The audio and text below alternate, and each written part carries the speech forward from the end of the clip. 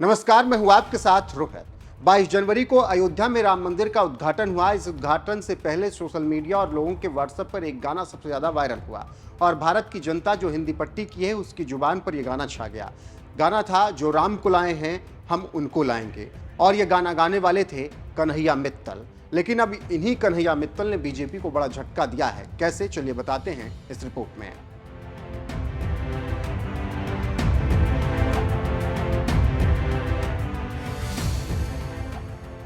हरियाणा विधानसभा चुनाव को लेकर हरियाणा में घमासान मचा है और कांग्रेस और बीजेपी के लिए बागी सिरदर्द बने हैं। ऐसे में कितनी कम बगावत हो उसके लिए दोनों पार्टी धीरे धीरे काम कर रही हैं, लेकिन इस बीच बगावत जारी है। बीजेपी के लिए सिरदर्द बन गए हैं अब बागी और उसी कड़ी में अब एक और झटका मोदी शाह को लगा है। आप जानते हैं कि 22 जनवरी को राम मंदिर का अयोध्या में उद्घाटन हुआ, तब एक गाना उत्तर प्रदेश में हर जगह बच्चे, बूढ़े और महिलाओं की जुबान पर था। वो गाना था जो राम को लाए हैं हम उनको लाएंगे। ये मशहूर भजन कन्हैया मित्तल ने गाया था।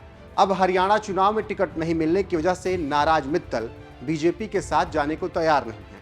खबरों की माने तो कन्हैया मित्तल हरियाणा विधानसभा चुनाव में बीजेपी से टिकट मांग रहे हैं, लेकिन टिकट नहीं मिलने से नाराज कन्हैया अब बीजेपी को बाय बाय करने की तैयारी में है।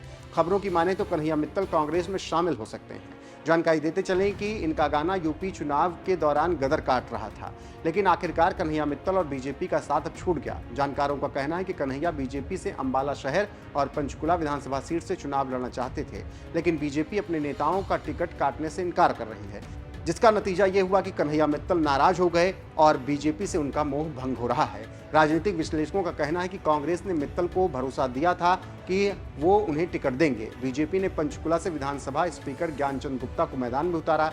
ऐसे में आप समझ सकते हैं कि हर जगह मोदी योगी की तारीफ करने वाले कन्हैया नाराज क्यों हैं और पार्टी छोड़कर कांग्रेस में शामिल क्यों होना चाह रहे हैं।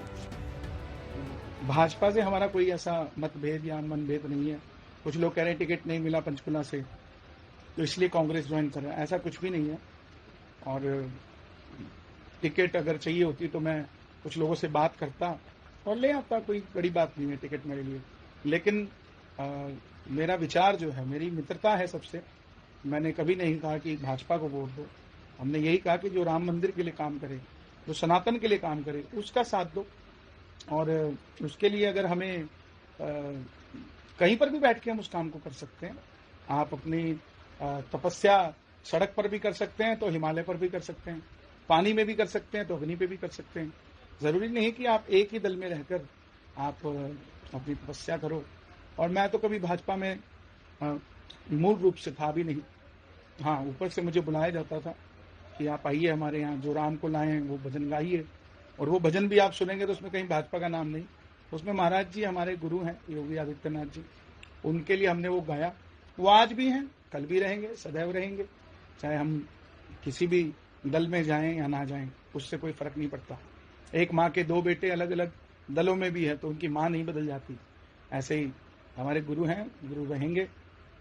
कांग्रेस पार्टी में मेरा जाने का मन है और मैं सेवा करना चाहता हूँ, लोगों का भला करना चाहता हूँ, लोगों का साथ देना चाहता हूँ और एक मिथ खत्म करना चाहता हूँ कि एक ही दल के अंदर आप रहकर सनातन की सेवा कर सकते हैं। ऐसा नहीं है। आप कहीं पर भी हो, किसी भी परिस्थिति में हो, कहीं पर भी हो, आप सनातन की सेवा कर सकते हैं। आने वाले समय में कब ज्वाइन करेंगे, कैसे होगा, क्या होगा, वो मैं आप सबको बताऊंगा, क्योंकि आप सब मेरे अपने हैं। बहुत सारे लोग हैं जो ये कहेंगे कि ये ऐसे क्यों कर दिया, वैसे क्यों कर दिया। तो ऐसा आप उस चीज पर ध्यान ना दें, मैं पर्सनली कहूं।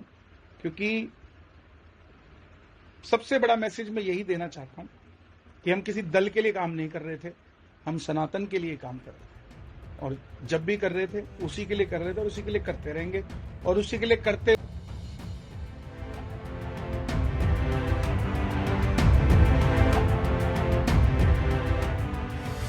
आपको एक और जानकारी देते चलें कि हरियाणा विधानसभा चुनाव का ऐलान हो चुका है और हरियाणा की 90 सीटों के लिए कांग्रेस और बीजेपी के बीच घमासान है। बीजेपी ने बुधवार को 67 उम्मीदवारों की सूची जारी की, लेकिन लिस्ट में नाम नहीं थे कुछ नेताओं के जो बागी हो गए बाद में और बीजेपी के लिए सिरदर्द बन गए। दिल्ली बीजेपी नेताओं को लग रहा था कि बगावत नहीं होगी, लेकिन हरियाणा में ऐसी बगावत हुई कि अब जीत के लाले पड़ रहे हैं।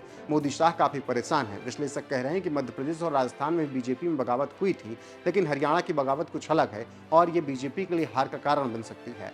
हरियाणा में छोटी छोटी विधानसभाएं हैं, जहां किसी छोटे कार्यकर्ता के बागी होने का असर सीधे जीत और हार पर पड़ता है।